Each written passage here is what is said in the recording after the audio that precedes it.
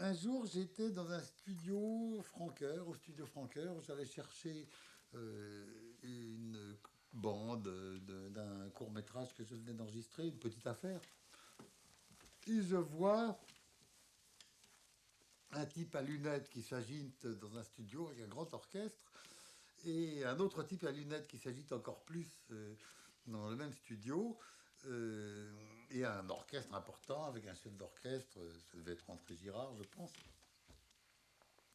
Et j'étais un peu jaloux, je dois dire, hein, parce que c'était manifestement une grosse affaire, une musique fort intéressante, et c'était Janssen qui enregistrait la première musique intégrale qu'il avait à faire pour Chabrol, c'est-à-dire l'ouverture des Godelureaux. Je pense là à cette aventure quand on a travaillé ensemble sur Intolérance. Ouais, le plus grand souvenir que j'ai de ça, c'est que dans la grande amitié et longue amitié que nous avons tous les deux sur des activités professionnelles très proches, c'était formidable parce que c'était un voyage qu'on faisait à travers la façon dont l'autre travaille. Oui, oui, oui, oui, oui. Bon, Hein, bah, là, ça, c'était rigolo, ça quoi. c'est ce Tu qu'on vois. avait établi au départ. On avait établi un fond de thème qu'on utiliserait. Ouais. Enfin, le problème de la tolérance est un problème quand même un peu nettement différent parce que c'était pas véritablement de la musique de film. Non, À partir du c'est autre moment chose. où nous étions les seuls maîtres à bord, on décidait de tout. On faisait en quelque sorte une mise en scène sonore. En plus de ça, nous étions non seulement libres, entièrement libres, puisque c'est nous qui Ouais, prenions les le metteur décisions. en scène complètement mort, comme Oui, le disait enfin bon, ça volontiers. c'est ce que je disais. Moi, Par provocation. j'ai jamais été jusqu'à dire ça.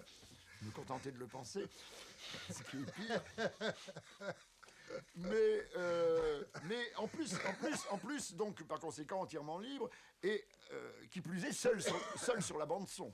Oui. C'est-à-dire qu'il ne fallait pas tenir compte des bruitages, il ne fallait pas tenir compte des arrêts, des départs musique. La musique était constante.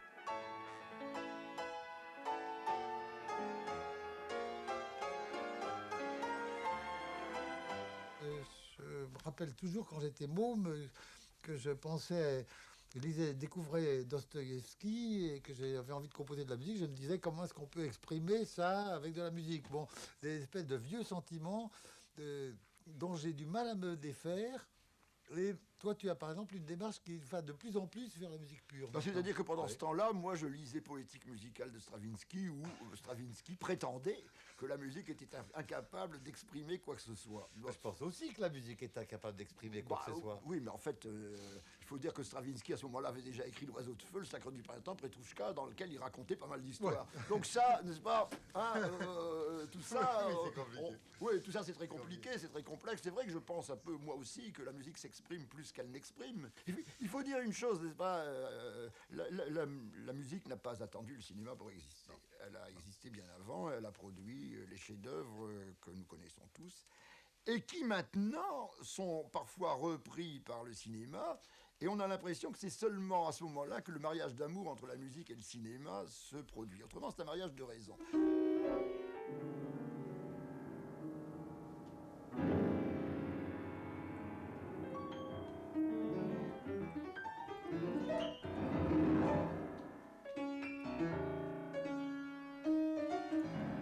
Parce que maintenant on ose ça.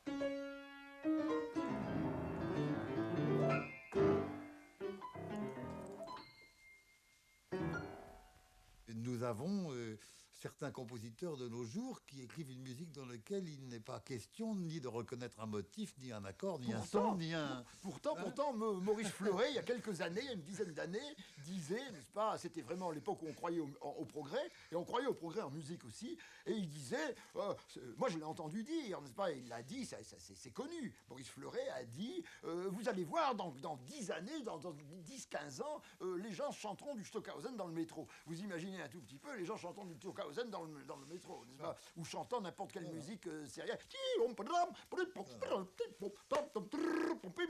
Maintenant, je suis débarrassé de toutes ces idées reçues, particulièrement celles qui concernent l'évolution.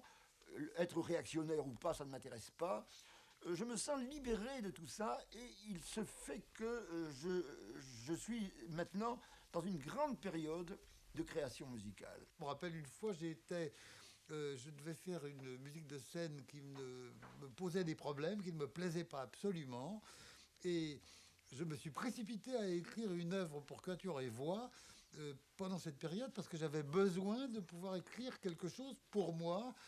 Bon, c'est une nécessité qui nous pousse, qui sont très importantes, qui sont d'affirmer ce qu'on a envie de faire et d'entendre. C'est pour ça qu'on écrit de la musique. Moi j'ai cette opinion-là, c'est ce que je poursuis. J'ai l'impression que si je parvenais à écrire pour moi quelque chose qui pourrait complètement me satisfaire, vers lequel je voudrais tendre, eh bien j'ai l'impression que je l'écrirais pour moi, mais j'ai l'impression qu'elle devrait normalement toucher beaucoup d'autres personnes que moi. Parce qu'on n'écrit pas pour soi complètement, on écrit par nécessité pour soi.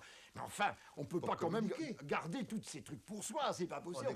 À ce moment-là, on compose la musique, on la laisse dans les tiroirs. Ça, c'est insupportable. Absolument. Une œuvre qui n'est pas jouée, une œuvre qui n'est pas entendue n'existe pas. Oui. Alors qu'on ne reproche pas aux malheureux compositeurs de vouloir absolument qu'on entende leur musique. Quoi, Sacrebleu, bien sûr qu'il faut qu'on l'entende autrement, pourquoi l'écrirait-il?